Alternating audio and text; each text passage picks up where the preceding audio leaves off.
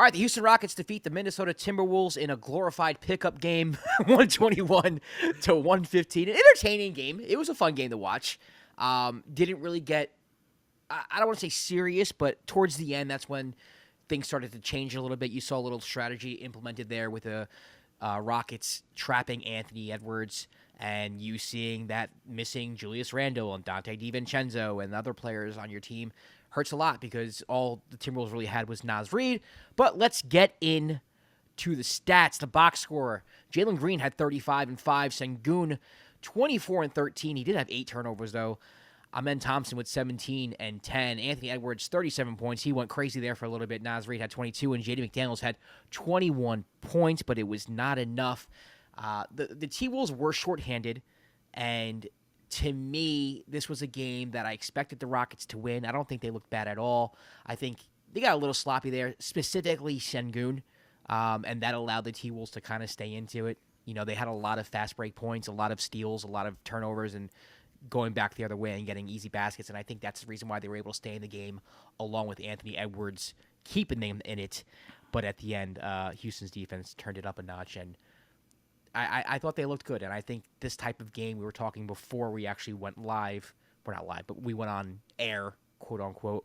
But this is the type of game we think Houston thrives in, right? Like, this is a game where you don't slow them down, where they can run back and forth, and there's no pressure on them to move the ball or have some type of half-court offense. They can be free-flowing, and they can use their athleticism. Tari Eason, Amen Thompson, Jalen Green. These are the games that they thrive in. If you're going to try to get into a track meet with Houston, it's going to be very difficult for you. Even though they don't really have the shooters, they do have the athletes, and their weakness is setting up in the half court, and the T-Wolves just didn't force them to do that. I thought Jabari Smith, very, very good return.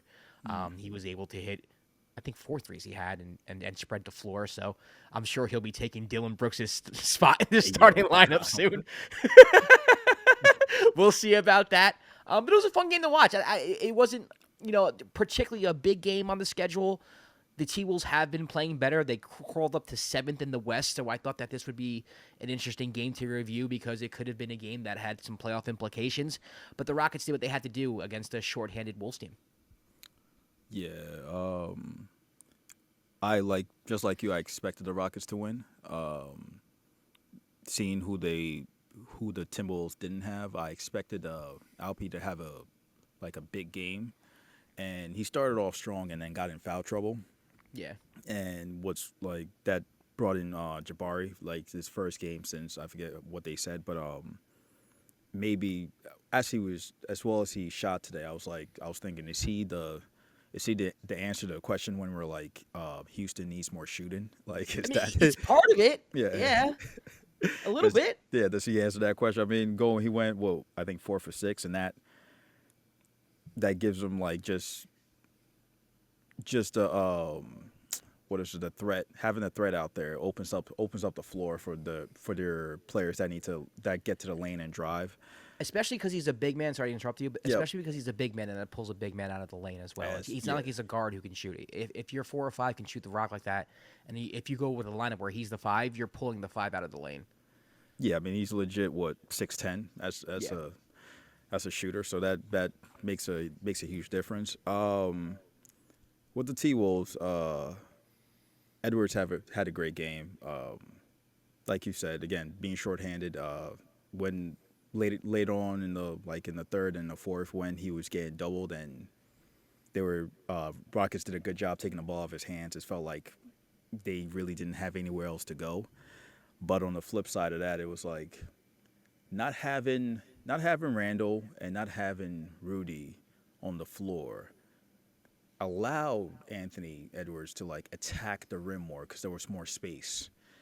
Again, that's been my one complaint when the T-Wolves made the trade for Julius Randle, because I thought the spacing would be wonky with Randle and Rudy. So I mean, great game by Edwards until the fourth quarter, where he didn't really score. I think the last 7 minutes of the game, he didn't. A lot of bad shots, actually. I'll just say a lot of. I mean, but can you blame him? No, I can't. But it's kind of been the case all year where he's been forcing a lot of step back threes. I mean, they do go in at a high rate, but like a couple of the shots he took like tonight where like he was shooting over 2 people or Yeah, like 3 he people. was 4 from 14 from 3-point range today. Yeah, like Yeah. a couple of them I was like you could swing that. Yeah. You could maybe. I mean, you could maybe Or, swing that. yeah, or take it in. But I mean, there were times where they were trapping him, and he would make the right pass, and the T-Wolves would turn the ball over, Yeah. or they missed a shot. And I think after a while, especially when you're the best player on the team and you're shorthanded, you kind of have to you think to yourself, I have to do it today. Yeah. And he's capable of hitting the tough shots. To me, I would rather see the tough shots not from the 3-point line, but take a midi, like take a step back from 18, 20 feet. You don't have to take a step back from 30. Shoot more threes, sure. I understand that's part of your game, and I understand that that's what you're expanding on. But they have to be good threes. Like Yeah, they have to know be what I good mean? threes. Yeah. Yeah.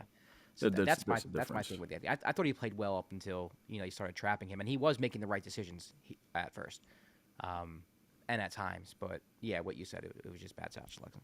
Yeah, to the Rockets, I'd always props to them. Like these type of games, like they like where it's kind of like a pickup game where they can force turnovers, they can run. Amen Thompson filled the stat sheet as always. No turnovers, and he handled the ball for most of the game, which is impressive for him. Jalen Green, what did he have? 35, you said? Yeah. Good game by him. Şengün, like stats. You look at the stats. It's he puts up 24 and 13, but he missed so many like easy little shots close to the rim. There's Like been a lot of games we've watched the Rockets where he's been doing that, and I don't know if that's like me. I don't know his exact like numbers from the field or like his efficiency around the rim this year. Yeah. I would have to look it up, but I feel like when we've watched him play a lot of games, it's been like, damn, like you've been missing some bunnies, man. yeah, and even with that, every time I think like we had a recap one time where I think it was against the Grizzlies where he missed a bunch of bunnies, but like he still had stats wise, like he still put up like 20 points or so. Where like if he just hit a couple of those, he's in the 30, 40 point range. I mean, this game he was 8 for 21, and a couple of those were like very makeable for his skill level. Very, very makeable. So like I don't know what's going on with that. If he cleans that up, he's fine. I mean the 8 turnovers though, that's kind of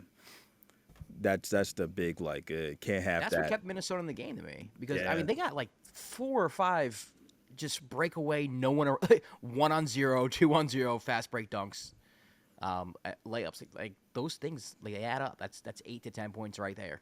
Yeah, They had a 4-on-1 where they hit a 3, and I was like, yeah, great way to run the break. That was great. I know back in our day, our coach would have subbed us out. Do you know what that did to my soul when I saw that? Like it like physically, I almost threw up. And the shot went in. I think it was Nikhil Walker. Yeah. The kill hit the 3. Yeah, But it was like I as the break was happening, I was like Nas Reed had it. I thought he was just gonna drop it off to Ant because Ant was trailing. And I thought Ant would have just jammed it on him. Yeah, they was like corner 3, and I'm like, yo, this is a 4-on-1. It worked. I guess it worked out. It went in, but it made me puke. It went in. That's the type of shot I know. Like the very older players, they look at it and be like, "See, this is why the game sucks." Like, that was me. That was me. Nothing makes me more get off my lawn than a 3-on-1, 4-on-1 fast break ending in a 3. Ending in a 3. That I've never seen. I think that was the first time I've seen a 4-on-1. Oh, God. A long corner 3. But disgusting. But to I'll say this though, this game like showcased a lot of the young talent that's in the league. That's everybody's talking about how like what's gonna happen when we lose a lot of like the older players like Bron, KD, Curry, or whatever. Like so much like talent, young talent was on the floor. Even like seeing Jabari coming off the bench and playing well, like, and he was a high draft pick. Just seeing that, that's a positive in the league. So good on for a team like the Rockets to see how well they played. Like I'll say defensively, because a lot of those runouts and all that was because of their defense. Like we've always said, anytime we recap them, they play better when they're getting stops and running, because in the half court it gets kind of muddy for them. Yeah. Again, we don't know how it's going to look in a playoff setting when everybody says, we always make the statement, everything slows down. So we don't know how they will look in a playoff setting. So They need Fred. They need they Fred back. do. Yeah, they do. A lot of their turnovers too. I don't know. It was just the Timberwolves were just sinking into the paint. Yeah. And the Rockets, like, they're just not taking those shots. Actually, shout out to the Rockets fans who we interact with. We told y'all when we watch you play, you shoot the three well. 13 of 26, 50%. Another game. I think we've recapped like 6 or 7 Rocket games, and every single one of them they shot over 40%. And this is like one of the worst shooting teams in the league. But when we watch, apparently, they knock it down. They play well. But even so, like, they weren't hunting out the three. There were a lot of times where they were like the T-Wolves were sagging back into the paint, and the Rockets just weren't taking the shot. Obviously, Amen Thompson's one of those players, but it was going on for like a lot of the game with most of the players, and that forced some turnovers, that forced some hesitancy, and that's where the Rockets, I think, when they eventually do get knocked out in the playoffs, that's what it's going to be. It's going to be half-court troubles and just not being able to find the right shot or hesitating or just missing open shots. But for now, I think it was a good win. I think it was a game that curtailed perfectly to the way they want to play, where it's fast, where they can get out on the open court and use their athleticism to beat you on the offensive end, and they trust their defense enough where they can get stops late. So, solid Rockets win. I don't think there's really much else to talk about, if I'm being honest with you. It was a nice game. I don't think it was a particularly huge game, but a nice win for the Rockets. They did stumble into the All-Star break, so coming out of it with the win is good for them. Good. Also, the last question I asked, fully healthy. How far do you think the T-Wolves can get at the end of the year? First round. Yeah. First round now. Which is such they never developed the chemistry with Julius and Dante. I did envision a world where, like, they started pushing the pace. I thought Rob Dillingham was going to have a bigger role this year, and he's starting to. Him and Conley are starting to split a little bit. So like he had a moment during the course of the game where, like, he had a breakaway dunk, and then he shot a contested three, and right away you could tell he was going to get pulled out. Yeah, Finch was pissed. Yeah, I'm like, cool, Finch. Why don't you get pissed at your players shooting a three on a 4-on-1 though? That's not. Never mind. Well, because it went in. Yeah, that's. Yeah. So I mean, I think you can talk me into, like, hey, if they play this way, if Julius were to fit this way, like, you could talk me into that, but the problem was it just didn't happen. Yeah. And people are hurt now. It's just going to be harder to incorporate that. I think they're playing team, win the play-in, get into the first round, and lose in the first round. But you know what? Again, like, if they get the 7 seed, there's a chance they play a Grizzlies team or Rockets team. Like, who knows? And if they're healthy, who knows? There's a lot of teams on the top of the Western Conference who are unproven right now. So we'll see.